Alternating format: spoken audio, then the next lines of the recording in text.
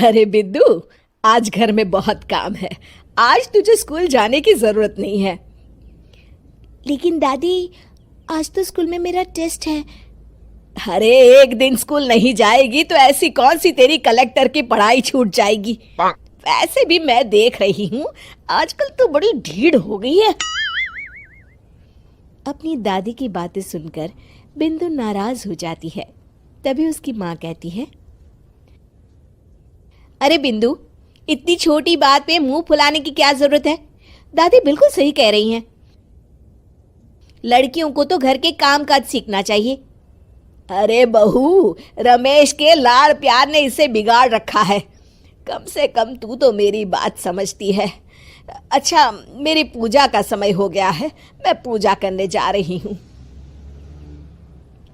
इतना कहकर रमेश की माँ वहां से चली जाती है। इस तरह बिंदु की दादी और माँ दोनों अक्सर उसे घर के कामों में ही उलझा कर रखते थे। कुछ दिनों के बाद राजू और बिंदु के 10वीं के रिजल्ट्स आते हैं। दोनों बच्चे दादी को अपना अपना रिपोर्ट कार्ड दिखाते हैं। शाबाश मेरे लाल, तू तो बड़े अच्छे नंबरों से पास हुआ है। तभी बिंदु कहती है, दादी, मैं भी अच्छे नंबरों से पास हुई हूँ। रमेश की माँ बिंदु को अनदेखा करते हुए कहती है, हाँ हाँ ठीक है, अभी यहाँ खड़ी क्या कर रही है, सुन लिया मैंने। जाकर मेरे लिए चाय बना कर लिया। बिंदु उदास होकर चाय बनाने किचन में चली जाती है। तभी राजू कहता है, दादी, मैं क्रिकेट के कोचिंग सेंटर में एडमिशन लेना चाहता हूँ।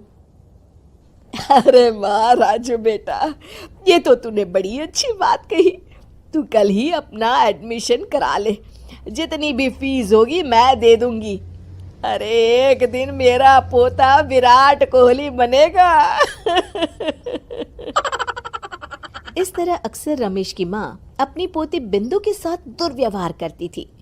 कुछ दिनों के बाद रमेश की माँ और उसकी पत्नी दोनों सास बहू मिलकर राजू का एडमिशन अच्छे स्कूल में करवा देते हैं, लेकिन बिंदु का एडमिशन नहीं करवाते। इस बात से नाराज होकर बिंदु अपनी दादी से कहती है, लेकिन दादी, मुझे भी आगे की पढ़ाई करनी है। अरे क्या करेगी आगे की पढ़ाई लिखाई करके, हैं? आज से ये पढ़ाई का भूत अपने दिमाग से उतार दे। इतना कहकर रमेश की माँ वहां से चली जाती है। उस दिन के बाद से बिंदु की पढ़ाई हमेशा के लिए छूट जाती है और उसकी दादी उससे घर के सारे काम करवाना शुरू कर देती है। इस तरह उसका सारा दिन घर के कामों में ही बीत जाता था। कुछ दिन बीत जाते हैं और एक दिन रमेश छुट्टियों पर घर आता है। बिंदु को घर के काम करते हुए देख उससे कहता है, अरे बिंदु बेटा, तुम स्कूल नहीं गई? पिताजी, दादी ने मेरा एडमिशन कराने से मना कर दिया है। वे कहती हैं घर पे रहकर घर के काम करना सीख। अपनी माँ का ये बर्ताव देख रमेश को बहुत गुस्सा आता है और वो अपनी माँ से कहता है, माँ, ये तुमने क्या किया? आगे की पढ़ाई के लिए स्कूल में बिंदु का एडमिशन क्यों नहीं करवाया? अरे बेटा, लड़की जात है, ज्यादा पढ़ लिख कर क्या करेगी? वैसे भी शादी के बाद तो इसे घर के ही काम करने हैं ना।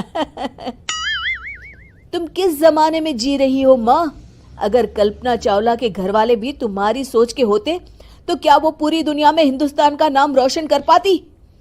इसका स्कूल छुड़वाकर तुम इसका भविष्य बर्बाद कर रही हो, लेकिन मेरे रहते ऐसा नहीं होगा।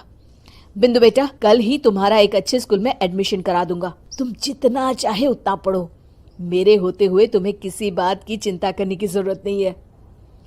अपने पिता से हौसला पाकर बिंदु खुश हो जाती है और कहती है, जी पापा, मैं खूब मन लगाकर पढ़ाई करूंगी और बड़ी होकर डॉक्टर बनूंगी। ये हुई ना बात, शाबाश मेरी बेटी।